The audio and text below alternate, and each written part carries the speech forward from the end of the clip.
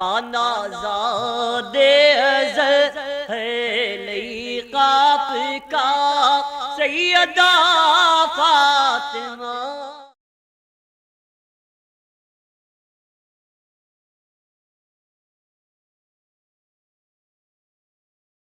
الأكرمين أجمعين وعلى من تبعهم بإحسان إلى يوم الدين أما بعد وقال تعالى في شان حبيبه الكريم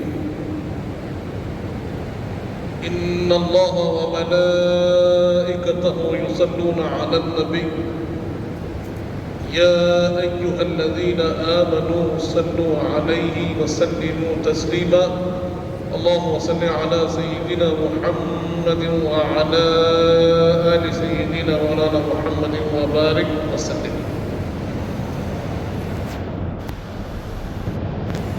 برادران عزیز،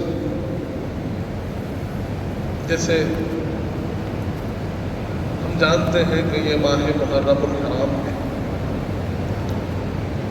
اور اس ماہ مبارک کو نسبت ہے اہل بیت اطہار سے اور خصوصاً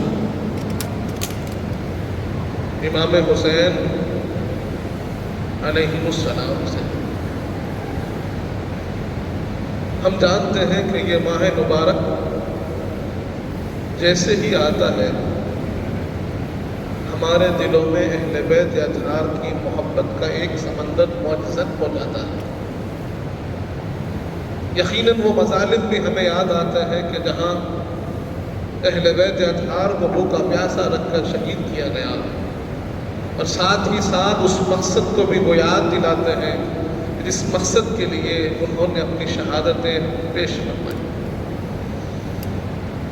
تعبیر قبلہ حضرت شیخ الاسلام فرماتے ہیں کہ پھر آ گیا عشرہ محرم، حسین پھر یاد آ رہے ہیں، جو ان پہ قرباں ہے جان و دل سے، پھر ان پہ آنسو بہا رہے ہیں.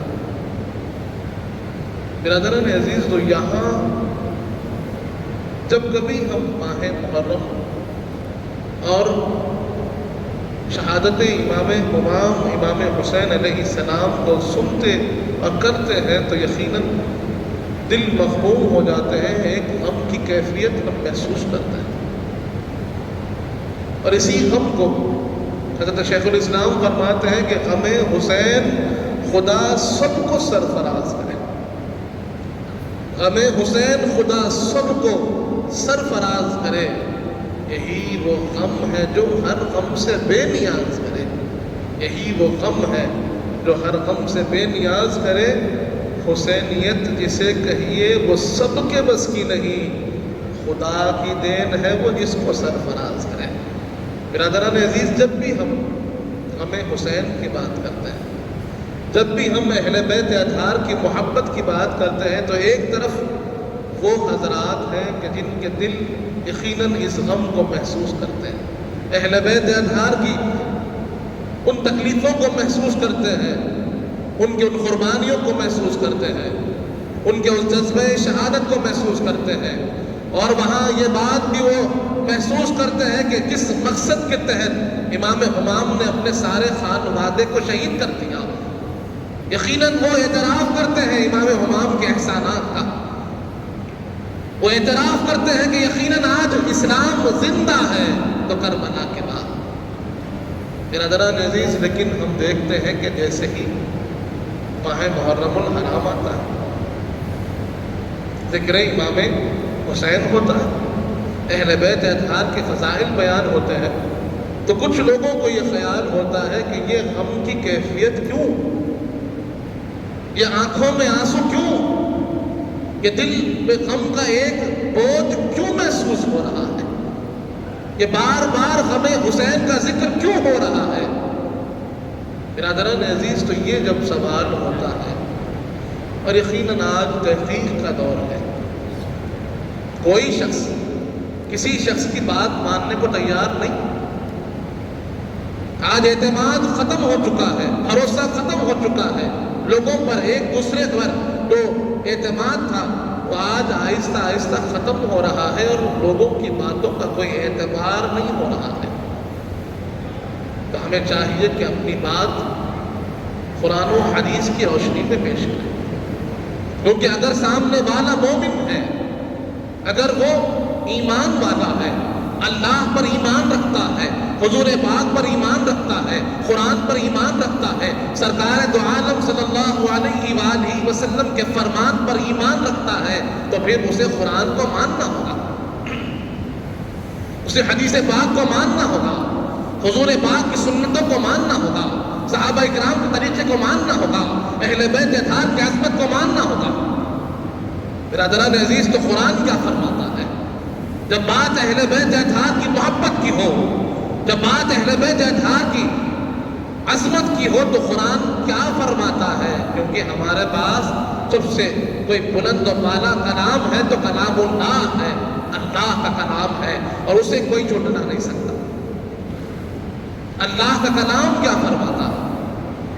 اللہ کا کلام فرماتا ہے قُلْ لَا أَسْأَلُكُمْ عَلَيْهِ أَجْرًا إِلَّا الْمَوَدَّةَ فِي الْقُرْبَى، اے حبیب آپ لوگوں کو فرما دیجئے کہ میں تم سے کوئی اجر، کوئی معاوضہ، کوئی بدلہ طلب نہیں کرتا، إِلَّا الْمَوَدَّةَ فِي الْقُرْبَى، لیکن میرے قرابت داروں سے محبت کرو۔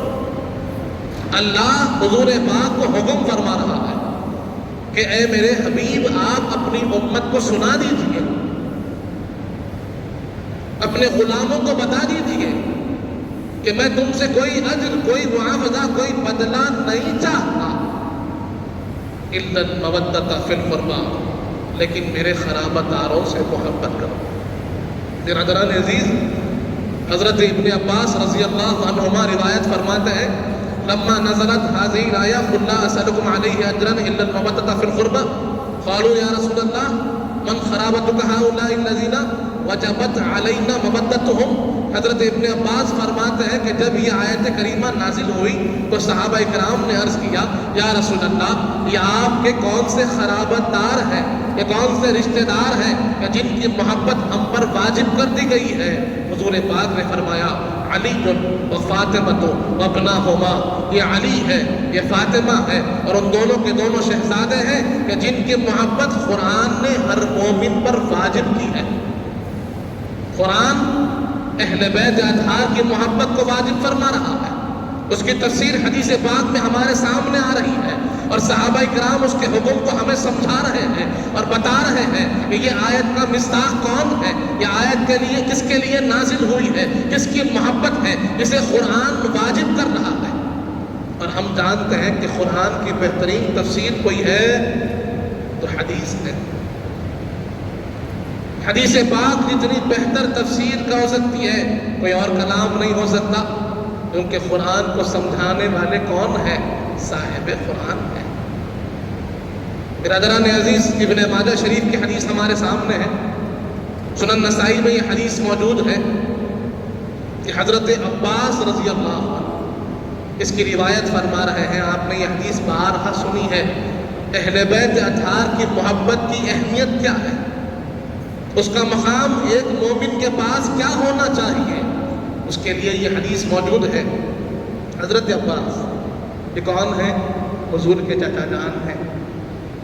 حضور کے چچا جان حضرت عباس ایک مرتبہ ایک جماعت کے پاس سے گزرے، کچھ لوگ بیٹھے ہوئے تھے، نام نہاد مسلمان تھے، کلمہ گو لوگ بیٹھے ہوئے آپس میں گفتگو کر رہے تھے۔ حضرت عباس ان کے پاس گئے، انہوں نے جیسے ہی حضرت عباس کو دیکھا تو اپنے باتوں کو روک لیا، اپنے کلام کو روک لیا، اور ایک غیر کے ساتھ کیسے سلوک کرتے ہیں کہ آپ کی اگر پرسنل میٹنگ میں کوئی غیر آ جائے تو کیسے سلوک ہوتا ہے کہ لوگوں کی نگاہیں کہتی ہیں کہ بھائی کیوں آئے، زبان تو خاموش ہے لیکن ان کا انداز، ان کی باڈی لینگویج کہتی ہے کہ یہ کون آ گیا ہے، یہ کیوں آ گئے ہیں۔ حضرت عباس نے ان کی اس خیریت کو محسوس کیا، حضرت عباس نے محسوس کیا کہ حضرت عباس کا وہاں تشریف لے جانا اس جماعت کو پسند نہیں آیا، ان لوگوں کو پسند نہیں آیا۔ آپ وہاں سے لوٹ گئے اور حضور پاک کی بارگاہ میں حاضر ہوئے، حضور پاک کی بارگاہ میں حاضر ہو کر عرض کیا یا رسول اللہ، آج میرے دل کو بڑی تکلیف ہوئی. حضور پاک نے پوچھا کیا بات ہے چچا؟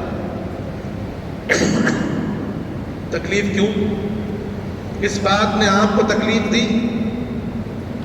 جب حضور پاک سے اپنے چچا نے عرض کیا یا رسول اللہ مجھے تکلیف ہوئی، تو حضور پاک نے پوچھا کس بات کی تکلیف؟ حضرت عباس نے سارا ماجرا سنا دیا کہ لوگوں نے میرے ساتھ یہ ترش روی، یہ بد اخلاقی کی ہے اور مجھے غیروں کی طرح سلوک کیا، جبکہ میں ان کا اپنا ہوں.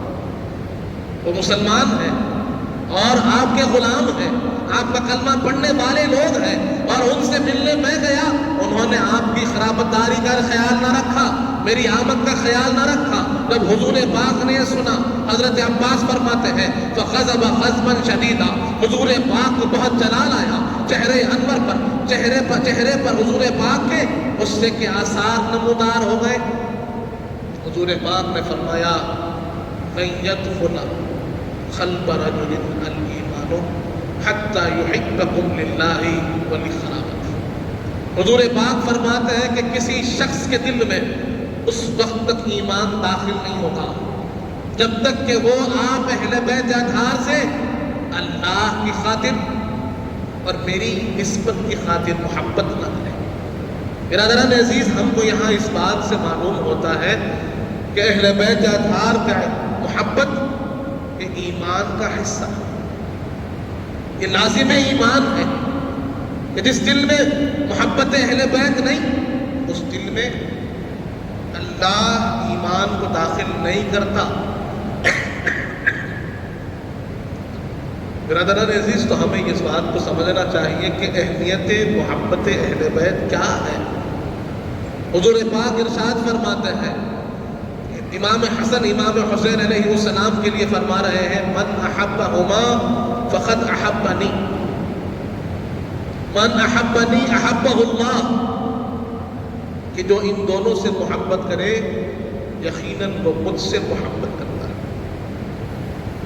اور جو مجھ سے محبت کرتا ہے اللہ اس سے محبت کرتا ہے. برادران عزیز، تو ہمیں حضور پاک بتا رہے ہیں کہ میری محبت چاہتے ہو تو میری محبت میری اہل بیت کے ساتھ جڑی ہوئی ہے. درود پاک پڑھیے، اللہم صلی علی سیدنا محمد وعلی آل سیدنا مولانا محمد مبارک وسلم. برادران عزیز، تو میں عرض کر رہا تھا کہ محبت اہل بیت کی بڑی اہم چیز ہے. حضور پاک نے بارہا ارشاد فرمایا ہے کہ جس کے دل میں اہل بیت اطہار کی محبت نہیں وہ ایمان سے دور ہے، ایمان اس کے دل میں داخل نہیں ہوگا. اور یہاں ایک بات عرض کر دو کہ پھر اس کی اہمیت کیا ہے. اہمیت یہ ہے کہ آدمی کا سارا دار و مدار جو ہے نا ایمان پر ہے. سارے معاملات کا دار و مدار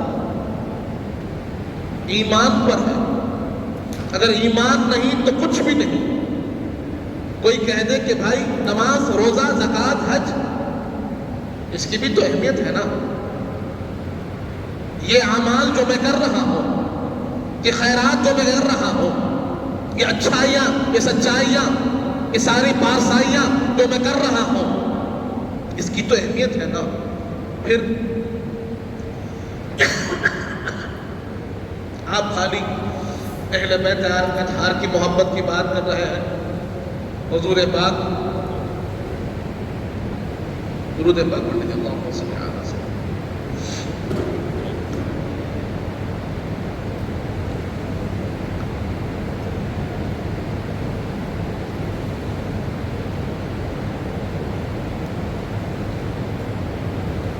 اللہم صلی علی سیدنا محمد وعلی آل سیدنا مولانا محمد مبارک وسلم. عرض یہ ہے کہ ایمان کی جو اہمیت ہے اگر آدمی اس کو سمجھے گا تو اہل بیت اطہار کی محبت کی اہمیت بھی سمجھ میں آ جائے گی. حضور پاک کی محبت ایمان کے لیے ضروری ہے. تو جب ایمان کی اہمیت کو سمجھے گا تو حضور پاک کی محبت کی اہمیت بھی سمجھ میں آ جائے گی. فرق ایک آدمی اور دوسرے آدمی میں یہی ہے کہ اس کے دل میں ایمان ہے یا نہیں ہے۔ اللہ کے پاس بندے کا جو اعتبار ہوتا ہے، اللہ کے پاس بندے کی جو پہچان ہوتی ہے، وہ اس کے ایمان سے ہوتی ہے۔ اسی لیے بار بار اللہ نے قرآن میں فرمایا یا ایھا الذین آمنو، اے ایمان والو،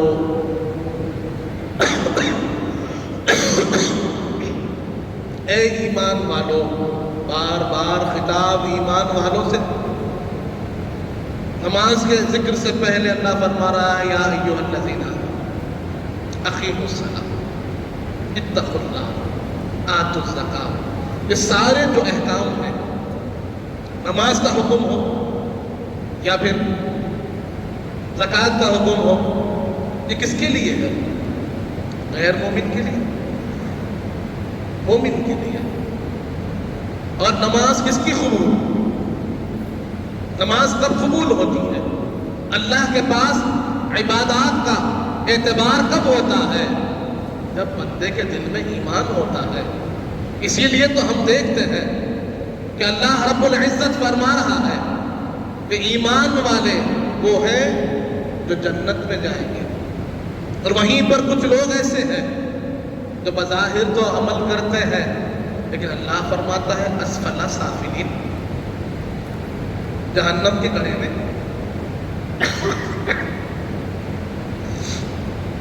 جہنم کے نچلے حصے میں ارے وہی لوگ جو کھڑے ہو کر صحابہ کے ساتھ صفوں میں نمازیں پڑھ رہے ہیں، وہی لوگ جو حضور پاک سے قرآن کو سن رہے ہیں، وہی لوگ جو ساتھ ساتھ صحابہ کے قدم بہ قدم چل رہے ہیں، لیکن ایک طرف صحابہ کرام کو، حضور پاک کے غلام کو اللہ کہہ رہا ہے رضی اللہ عنہ ورضوا عنہ، اللہ ان سے راضی، وہ اللہ سے راضی، اور انہی کے ساتھ کھڑے ہوئے لوگوں کو کہہ رہا ہے اسفل سافلین، کہ جہنم کے آخری حصے میں ہوں گے۔ کیا مطلب ہے؟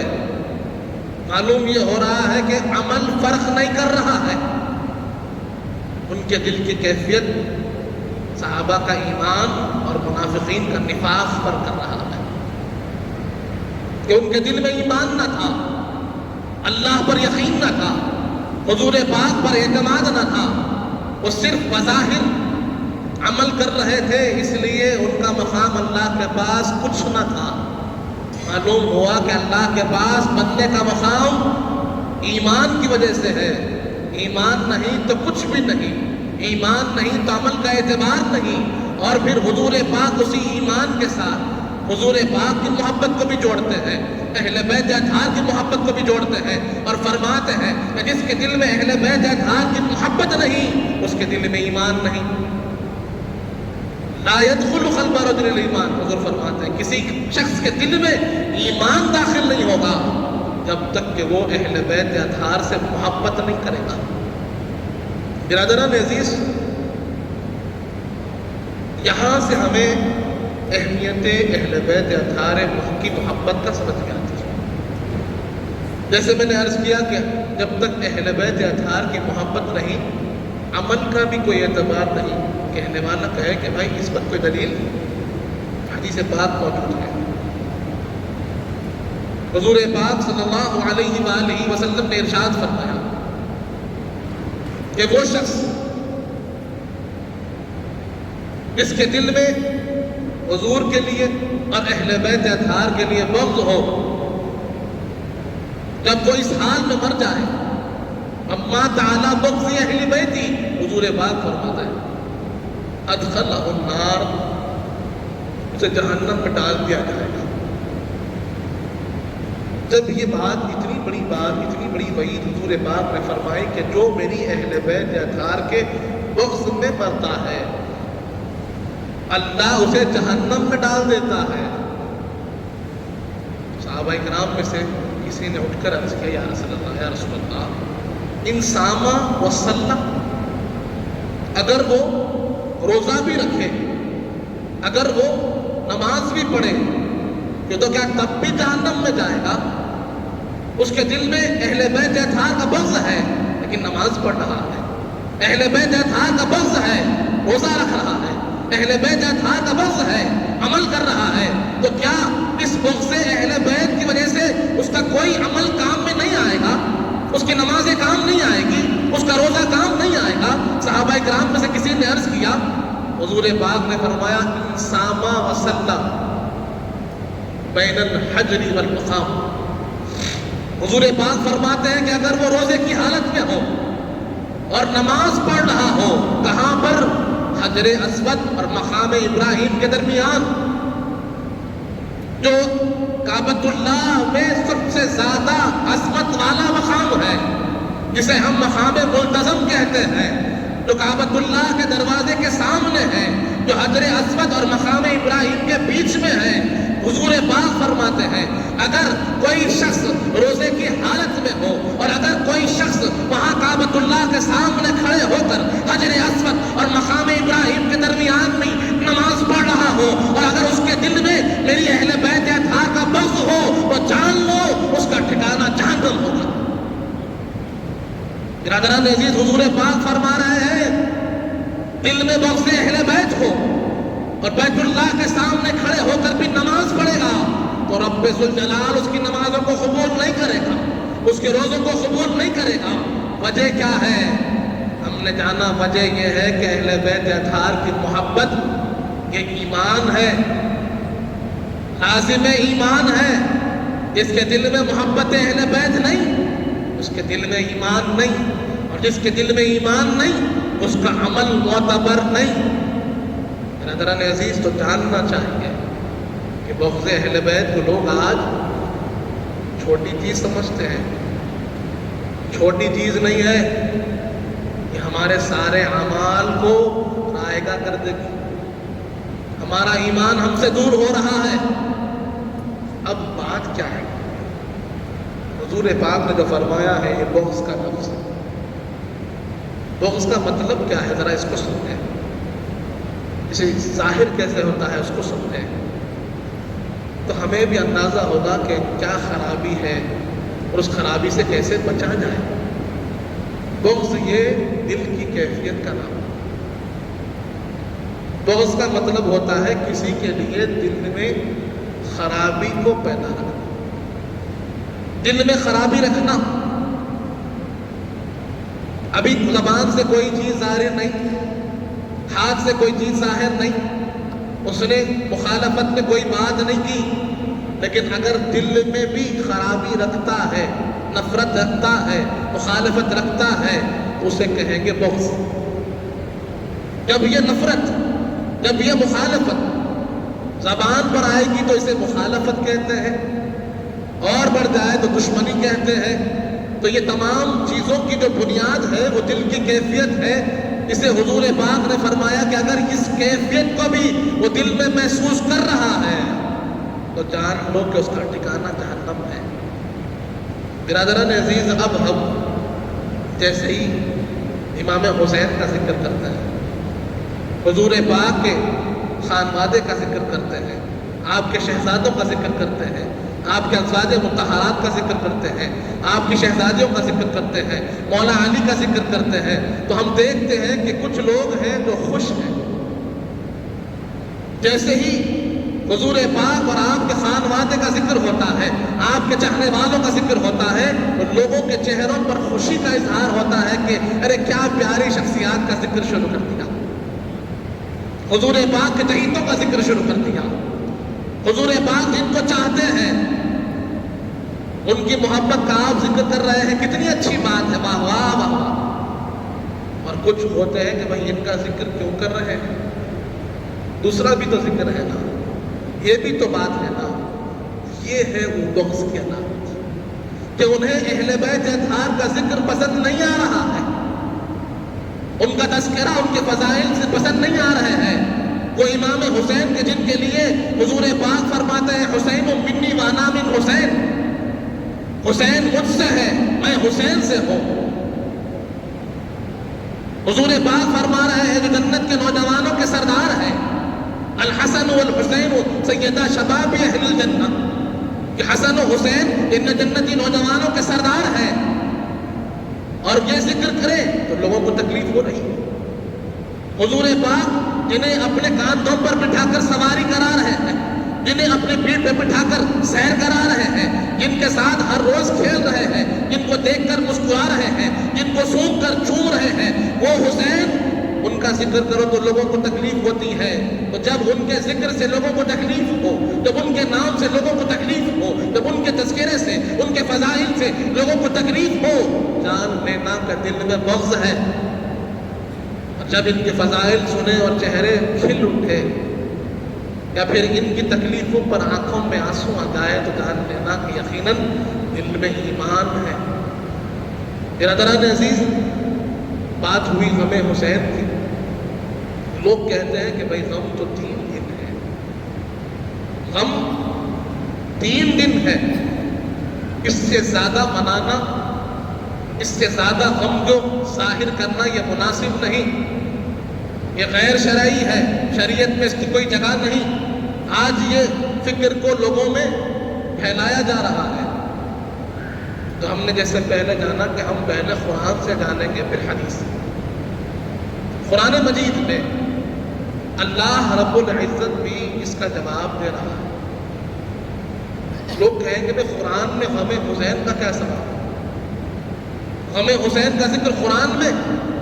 قرآن دستور حیات ہے، قرآن کے اندر قاعدے ہیں، اصول ہیں، اس کے ذریعے سے ہمارے مسائل حل ہوتے ہیں۔ اگر وہاں آپ کو بظاہر غم حسین کا ذکر ڈائریکٹ نہ ملتا ہو، لیکن غم کا ذکر تو ملتا ہے نا۔ بظاہر یہ نہ محسوس ہو کہ ایک نبی پاک کے شہزادے کا شہید ہو جانا آپ کو غم میں نہیں ڈال رہا ہے، تو دوسرے نبی کا تو ذکر ملتا ہے نا۔ کیا ہم نے سورہ یوسف نہیں پڑھا؟ کیا سورہ یوسف کی تلاوت ہمارے گھروں میں نہیں ہوتی؟ کیا ہم نے حضرت یوسف علیہ السلام کے واقعے کو نہیں سنا؟ کیسے آپ کو آپ کے بھائیوں نے لے جا کر کنویں میں ڈال دیا، اور ان کا مقصد تو یہ تھا کہ آپ کو مار دیا جائے، آپ کو شہید کر دیا جائے، لیکن اللہ نے ان کو بچا لیا اور لوگوں نے ان کو خرید کر لے کر چلے گئے، اور ادھر آ کر حضرت یعقوب کو کہہ دیا کہ آپ کے بچے کو بھیڑیے نے کھا لیا۔ حضرت یوسف علیہ السلام کے غم میں کیا ہم نے قرآن کے وہ آیات نہیں پڑھے کہ یعقوب علیہ السلام روتے روتے اپنی آنکھوں کی بینائی کھو دیے؟ کیا یہ غم 3 دن کا غم تھا؟ کیا یعقوب علیہ السلام صرف 3 دن روئے؟ ارے ہم نے قرآن کو پڑھا ہے، اور قرآن فرماتا ہے کہ جب بھی یوسف کو یاد کرتے حضرت یعقوب کی آنکھوں سے آنسو روا ہو جاتے، اور اتنا روئے کہ آنکھوں کی بینائی چلی گئی۔ برادران عزیز، ساری زندگی روئے حضرت یعقوب، حضرت یوسف کے غم میں ساری زندگی روتے رہے، یہاں تک کہ جب حضرت یوسف کو حضرت یعقوب کی اس کیفیت معلوم ہوئی تو آپ نے اپنا خمیس دیا، کہا کہ لے جاؤ میرے بابا جان کی آنکھوں میں میرا خمیس ڈال دو، اور میرے خمیس کی برکت سے ان کی آنکھیں واپس آ جائیں گی۔ برادران عزیز، حضرت یوسف علیہ السلام کی خمیس کا یہ خیال رب رکھ رہا ہے، تو پھر یہاں تو حضور پاک کے اہل بیت اطہار ہے، خمیس کو ادنا نسبت ہے۔ اللہ اس میں یہ عظمت دے رہا ہے کہ حضرت یعقوب کی آنکھیں واپس آ رہی ہیں، تو جنہیں اہل بیت اطہار کا ذکر اور ان کی محبت حاصل ہو، یقیناً ان کے دلوں سے بھی سارے رنج، ساری تکلیفیں دور ہو جائیں گی۔ برادران عزیز، تو یہ کہنا کہ نہیں صرف 3 دن کا غم ہے، حضرت یعقوب علیہ السلام کا عمل بتا رہا ہے کہ غم زندگی بھر کا بھی ہوتا ہے، تعلق کی ضرورت ہے۔ اتنا تعلق اتنا غم ہے، اتنا رشتہ اتنی محبت ہے۔ اگر تمہیں محبت اتنی ہے کہ 3 دن میں تم نے بھلا دیا، تو پھر تمہارا ان کا تعلق بھی اتنا ہی تھا۔ ہاں، حضرت یوسف اور حضرت یعقوب کا تعلق اتنا گہرا تھا کہ زندگی بھر وہ اپنے بچے کو بھلا نہ پائے، جب بھی اپنے بچے کو یاد کرتے آنکھوں سے آنسو روا ہو جاتے۔ اب ذرا حضور پاک کی بارگاہ میں حاضر ہو۔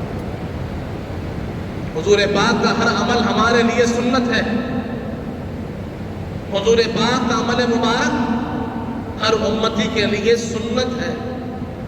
حضرت بی بی ام سلمہ ذکر کرتی ہے.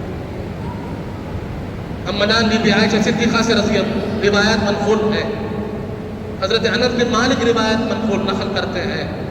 حضرت بی بی ام فضل رضی اللہ عنہم روایت نقل فرماتی ہے. برادران عزیز، ایک نہیں 4 5 8 الگ الگ راویوں سے ہمیں یہ روایت ملتی ہے. حضور پاک صلی اللہ علیہ وآلہ وسلم کی بارگاہ میں حضرت انس بن مالک روایت فرماتے ہیں. یہ روایت مسند امام احمد بن حنبل میں موجود ہے. ترمذی شریف میں اسی معنی کی روایت موجود ہے. سنن نسائی میں اسی معنی کی روایت موجود ہے. ابن ماجہ میں ہے، حاکم میں ہے، طبرانی میں ہے. الگ الگ کتابوں میں اسی معنی کی روایت نقل کی گئی ہے. کہ حضور پاک فرماتے ہیں اما جان بی بی ام سلمہ رضی اللہ عنہا سے، ام سلمہ دروازے کو بند کر دو، میرے پاس کسی کو آنے نہیں دینا. آپ دروازے پہ نگاہ رکھو، میرے پاس کسی کو آنے نہیں دینا کہ میرے پاس ایک خاص فرشتہ اللہ کے حکم سے آنے والا ہے. برادران عزیز، بی بی ام سلمہ فرماتی ہیں کہ میں دروازے کی نگرانی کر رہی تھی کہ تبھی حسین رینگتے ہوئے حضور پاک کی بارگاہ میں داخل ہو گئے. اور حضور پاک نے دیکھا کہ امام حسین حضور کی بارگاہ میں حاضر ہوئے تو آپ شہزادے کو گود میں لے لیے. تبھی وہ فرشتہ حضور کی بارگاہ میں حاضر ہوئے. روایات میں آیا ہے کہ یہ بارش کا فرشتہ تھا جو اللہ کے سے اجازت لے کر حضور سے ملنے کے لیے حاضر ہوا تھا. جب حضور کی بارگاہ میں فرشتہ حاضر ہوا تو حضور پاک نے امام حسین کو اپنے گود میں بٹھایا ہوا تھا. فرشتے نے دیکھا تو کہا کہ آپ اپنے شہزادے سے بڑی محبت کرتے ہیں. حضور پاک نے کہا یقیناً یہ میرا شہزادہ ہے، جس سے میں بڑی محبت کرتا ہوں. تو فرشتے نے حضور پاک سے عرض کیا یا رسول اللہ، آپ کے اس بیٹے اس شہزادے کو آپ ہی کی امت قتل کرے گی، اور اگر آپ فرمائیں تو میں اس قتل گاہ کی مٹی آپ کو لا کے دے سکتا ہوں. حضور پاک نے کہا کہ میری امت میرے شہزادے کو شہید کر دے گی. اس نے کہا ہاں، اور یہ مٹی ہے، اور لال رنگ کی مٹی لا کر حضور پاک نے بی بی ام سلمہ کو مٹی دے دی اور فرمایا کہ ام سلمہ جب یہ مٹی خون بن جائے تو سمجھ جانا کہ میرے بیٹے حسین کو لوگوں نے شہید کر دیا. برادران عزیز، یہ حدیث ہم نے بارہا سنی ہے. اسی طرح بی بی ام فضل رضی اللہ عنہا روایت فرماتی ہے ایک دن میں حضور پاک کی بارگاہ میں حاضر ہوئی، بڑی پریشان تھی، بہت پریشانی میں حضور پاک کے پاس حاضر ہوئی. کہ بی بی ام فضل رضی اللہ عنہا کون ہے؟ یہ حضرت عباس حضور کے چچا، ان کی اہلیہ ہے، حضور کی چچی جان ہے. آپ حضور کی بارگاہ میں حاضر ہوئی.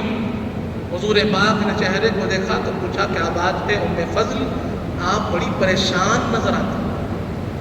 انہوں نے عرض کیا یا رسول اللہ، میں نے رات ایک عجیب خواب دیکھا، ایسا خواب کہ جس نے مجھے وحشت میں ڈال دیا ہے، پریشانی میں ڈال دیا ہے، اور میں وہ خواب آپ کو سنانا چاہتی ہوں لیکن سنا نہیں پا رہی ہوں. حضور پاک نے کہا فرماؤ، بتاؤ کیا خواب دیکھا؟ بی بی ام فضل روتی ہوئی آنکھوں میں آنسو عرض کرنے لگی یا رسول اللہ، میں نے دیکھا کہ آپ کے جسم کا ایک حصہ کاٹ کر میری گود میں ڈال دیا گیا. میں پریشان ہو گئی کہ آپ کا جسم کاٹ کر میری گود میں ڈال دیا گیا ہے. حضور پاک نے یہ سنا تو کہا مسکراتے ہوئے کہ یہ تو خیر ہے، اس میں کوئی شر نہیں، یہ خواب خراب خواب نہیں، اچھا خواب ہے، یہ خواب اچھا ہے. حضور پاک فرماتے ہیں اس کی تعبیر یہ ہے کہ میری شہزادی فاطمہ الزہرا سلام اللہ علیہا کے گھر ایک بیٹا پیدا ہوگا، وہ بیٹا تمہاری گود میں دیا جائے گا. اور بی بی ام فضل فرماتی ہے کچھ ہی دن کے بعد امام حسین کی پیدائش ہوئی. شہزادے تولد ہوئے تو حضور پاک کے فرمان کے مطابق میرے ہی گود میں دیے گئے. آپ فرماتی ہیں کہ وقت گزرا اور ایک دن میں حضور پاک کے پاس امام حسین کو لے کر آئی، حضور پاک کے گود میں دی اور کسی کام سے باہر گئی۔ واپس آئی تو میں دیکھتی کیا ہوں کہ حضور پاک کے آنکھوں میں آنسو، سرور کائنات رو رہے ہیں، آنکھوں میں آنسو ہیں اور امام حسین گود میں ہے۔ جب اس کیفیت کو میں نے دیکھا، بی بی ام فضل عرض کرتی ہے یا رسول اللہ، میں نے عرض کیا یا رسول اللہ میرے ماں باپ آپ پر قربان، آپ کیوں رو رہے ہیں؟ رونے کی وجہ کیا ہے؟ حضور پاک نے فرمایا کہ ام فضل ابھی جبرائیل آئے تھے اور جبرائیل نے مجھے خبر دی کہ میری امت میرے اس شہزادے کو شہید کر دے گی۔ اس بچے کی شہادت کی خبر سنا تو میرے دل پر ایک ایسا رنج، ایسا غم ہوا کہ آنکھوں سے آنسو بہا۔ برادران عزیز، غم حسین میں رونا یہ حضور پاک کی سنت ہے، اہل بیت اطہار کی سنت ہے۔ برادران عزیز، اسی کو تو حضرت سید الشیوخ فرماتے ہیں کہ خلیق اس واقعے کے قبل روتے تھے رسول اللہ، خلیق اس واقعے کے قبل روتے تھے رسول اللہ، انہی کی پیروی میں ہم بھی اب آنسو بہاتے ہیں۔ ہمارا یہ آنسو بہانا غم حسین میں یہ حضور پاک کا سنت ہے، حضور پاک کی پیروی میں ہم آنسو بہا رہے ہیں۔ کہنے والے کہتے ہیں، لوگ اس بات کا بھی اعتراض کرتے ہیں کہ بھائی شہادتیں تو بہت ہوئی نا، بہت سے صحابہ کرام شہید ہوئے، حضور پاک کے اہل بیت اطہار میں بہت سے شہید ہوئے، پھر اسی شہادت پر آنسو بہانے کی بات کیوں؟ برادران عزیز، یہاں پر ہمیں اس بات کو سمجھنا ہوگا کہ یہ تمام شہادتیں جن کی بات ہو رہی ہے ان کی خبر حضور پاک نے دی۔ حضرت عمر فاروق کی شہادت، اس کی خبر حضور پاک نے دی۔ حضرت عثمان غنی کی شہادت، اس کی خبر حضور پاک نے دی۔ حضرت مولا علی کی شہادت، اس کی خبر حضور پاک نے دی۔ حضرت عمار بن یاسر کی شہادت، اس کی خبر حضور پاک نے دی۔ حضرت جابر کی شہادت حضور پاک نے دی۔ حضرت جعفر طیار کی شہادت کی خبر حضور پاک نے دی۔ ان تمام شہادتوں کا ذکر حضور پاک نے کیا۔ ہم حدیث پاک میں پڑھتے ہیں، ہمیں معلوم ہے، لیکن جب حضور پاک نے حضرت عمر فاروق کی شہادت کی خبر دی، حضرت عثمان غنی کی شہادت کی خبر دی، حضرت مولا علی کی شہادت کی خبر دی، حضور پاک نے آنسو نہیں بہائے۔ خبر تو دی، آنسو نہیں بہائے، لیکن جب جب امام حسین کی شہادت کی خبر دی، جب جب امام حسین کی شہادت کا ذکر کیا، آپ کی آنکھوں سے آنسو تھے، چاہے وہ حضرت ام سلمہ کے سامنے ہو، حضرت بی بی عائشہ صدیقہ کے سامنے ہو، حضرت ام فضل کے سامنے ہو، حضرت انس بن مالک کے سامنے ہو، آپ کتاب اٹھا کر دیکھیے معلوم ہوگا۔ تو سنت نبوی کیا ہے؟ جب امام حسین کی شہادت کا ذکر ہو، آنکھوں میں آنسو ہو، اس غم کو، اس رنج کو محسوس کریں، کیونکہ یہ سنت حضور پاک کی ہے، اور جو حضور پاک کا غلام ہوتا ہے وہ حضور پاک کی سنتوں پر عمل کرتا ہے۔ برادران عزیز، تو غم حسین یہ حضور پاک کی سنت بھی ہے، ایمان کی علامت بھی ہے۔ اسی لیے کیا کہا گیا کہ غم حسین خدا سب کو سرفراز کرے، غم حسین خدا سب کو سرفراز کرے۔ یہی وہ غم ہے جو ہر غم سے بے نیاز کرے، یہی وہ غم ہے جو ہر غم سے بے نیاز کرے۔ زمانہ فخر کرے، کائنات ناز کرے، عمل سے پھر کوئی پیدا یہ امتیاز کرے۔ حسینیت جسے کہیے وہ سب کے بس کی نہیں، خدا کی دین ہے وہ جس کو سرفراز کرے۔ اللہ کا کرم ہے کہ اللہ نے ہمیں حضور پاک کے غلاموں میں، حضور پاک کے چاہنے والوں میں پیدا کیا۔ ہمارے دلوں میں حضور پاک کی محبت ہے، حضور پاک کے اہل بیت اطہار کی محبت ہے، حضور پاک کے خانوادے کی محبت ہے، اور جس کے دل میں اہل بیت اطہار کی محبت ہے یقیناً وہ زندہ ہے، وہ دل ایمان سے بھرپور ہے، اور ہمیں چاہیے کہ اس محبت کو عام کریں، امام حسین کے کردار وہ لوگوں کو پہنچائیں۔ آپ کے اخلاق، آپ کے کردار، آپ کی بلندی، آپ کا مقصد، آپ کی شہادت کا مقصد کیا تھا، وہ لوگوں تک پہنچے۔ اسلام کی جو خدمت آپ نے کی ہے اس کا اعتراف ہر مومن کو کرنا چاہیے۔ اسی لیے میری تمام اپنے بھائیوں سے خواہش ہے کہ ضرور بضرور اپنے بچوں کو امام حسین اور آپ کے جو رفقا رہے، جو آپ کے ساتھی رہے، ان کی شہادتوں کو سنائیں تاکہ ان کے دل میں ایمان کی کیفیت اور مضبوط سے مضبوط اللہ تعالیٰ سے دعائیں ملے۔ جب تک زندہ رکھ سلام پر رکھ، موت ایمان پر دے، وقت رضا حضور پاک صلی اللہ علیہ وآلہ وسلم کا دیدار نصیب فرما مالک۔ میں نیک اور صالح متقیوں پر اعتبار بنا، ہمارے گناہوں کو معاف فرما، ہمارے گناہوں کو نیکیوں سے تبدیل کر دے مالک۔ ہم میں جو پریشان حال ہیں ان کی پریشانیوں کو دور فرما، ہم میں جو بیمار ہے انہیں شفا کاملہ عطا فرما، ہم میں جو مفروض ہے ان کے قرضوں کو عطا فرما، جو کچھ کہے ہیں جو کچھ سنے ہیں اس پر عمل کرنے کی توفیق عطا فرما۔ حضور پاک صلی اللہ علیہ وآلہ وسلم کا سچا غلام و امتی بنا مالک، اہل بیت اطہار کا سچا غلام بنا، صحابہ کرام کا چاہنے والا بنا، اولیاء اللہ کا چاہنے والا بنا، ان کے بتائے ہوئے راستے پر چلنے کی توفیق عطا فرما۔ صلی اللہ تعالی علی خیر خلقہ سیدنا محمد وعلی آلہ وصحبہ وسلم، والحمد للہ۔ آپ کا محتاج کرم ہے، نسبت کی قسم ہے، نسبت کی قسم ہے۔